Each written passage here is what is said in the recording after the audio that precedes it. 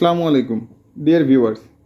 Check লেখার সময় অনেকেই কিছু সাধারণ ভুল করে ফেলেন, আর সেই ছোট ভুলের জন্যই ব্যাংক থেকে টাকা আটকে যায় বা চেক বাতিল হয়ে যায়।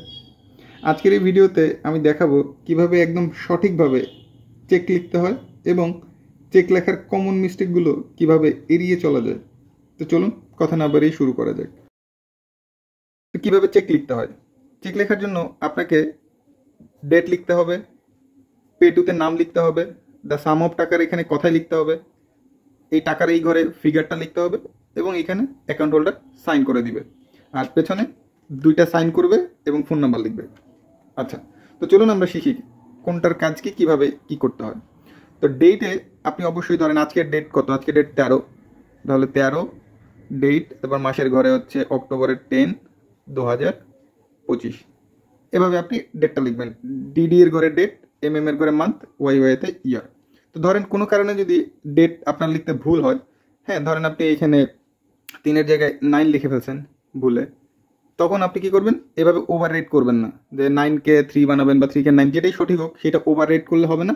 আপনি পুরো জিনিসটাকে একটা দাগ দিয়ে কেটে দিবেন এবং সঠিকটা আপনি নিচে লিখবেন, ডের ঠিক নিচে নিচে এভাবে এমএম এর নিচে হবে মাসেরটা, ওয়াই এর জায়গায় হবে এটা। এই সঠিক ডেটটা লিখে আপনি এখানে সাইন করে দেবেন। আপনি বলতে অ্যাকাউন্ট হোল্ডার সাইন করে দিবে, বিআরআর সাইন করলে হবে না। এই চেকের যে কোনো জায়গায় যদি কোনো কাটাকাটি হয় অবশ্যই অ্যাকাউন্ট হোল্ডারকে সেখানে সাইন করতে হবে। আচ্ছা, এখন ডেটের ব্যাপারে আরেকটু এক্সট্রা তথ্য দিয়ে রাখি। ধরেন আপনি যে ডেট লিখলেন সেই ডেটে গিয়ে আপনি ব্যাংক খোলা পেলেন না, ব্যাংক বন্ধ হয়ে গিয়েছে, তো আপনি পরের দিন যদি চেক নিয়ে যান তাহলে কি চেকটা পাস হবে? উত্তর হচ্ছে হ্যাঁ, হবে। চেক পাস হওয়ার শর্ত হচ্ছে কারেন্ট ডেট। কারেন্ট ডেট মানে যেই ডেটে আপনি চেক প্লেস করতেছেন ব্যাংকে সেই ডেট থেকে পূর্ববর্তী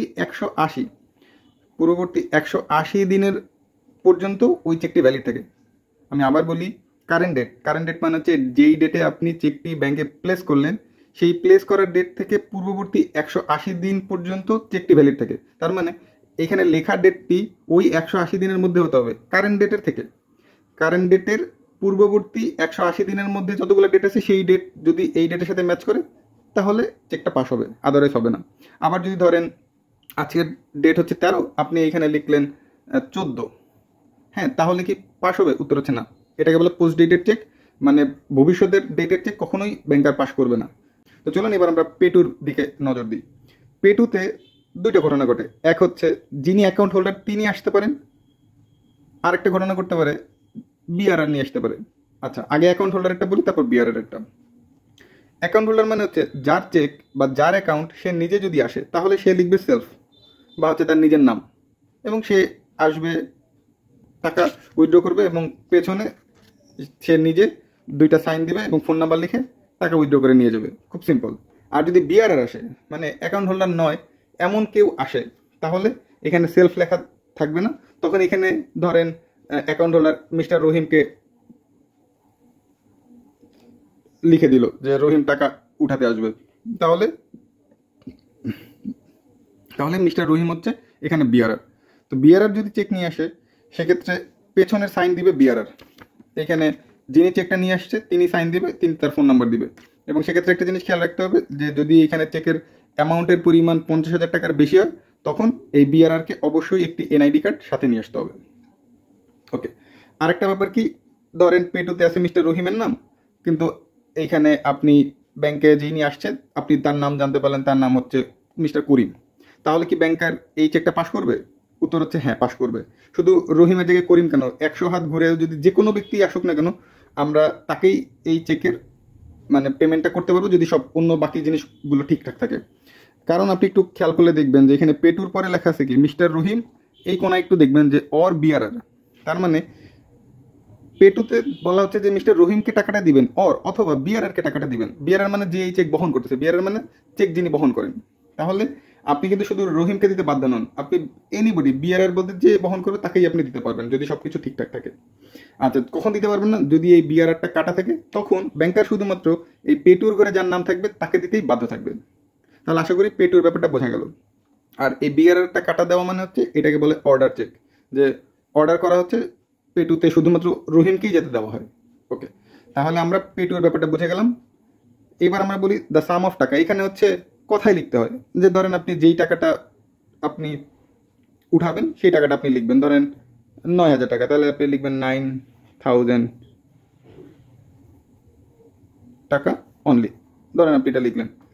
আর এখানে আপনি লিখবেন ফিগার, যে সমান সমান দিয়ে 9,000.00 দিয়ে টাকা। তো এখন এইখানে আপনি যেইটা কথায় লিখবেন সেইটাই আপনি ফিগারে লিখতে হবে, এই দুইটার মধ্যে কোনো মিসম্যাচ হইতে পারবে না। আচ্ছা, এটা গেল। আর এইখানে আপনি লাস্টে যেটা দিবেন সেটা হচ্ছে সিগনেচার, যার অ্যাকাউন্ট সেই অ্যাকাউন্ট হোল্ডার সিগনেচার দিবে।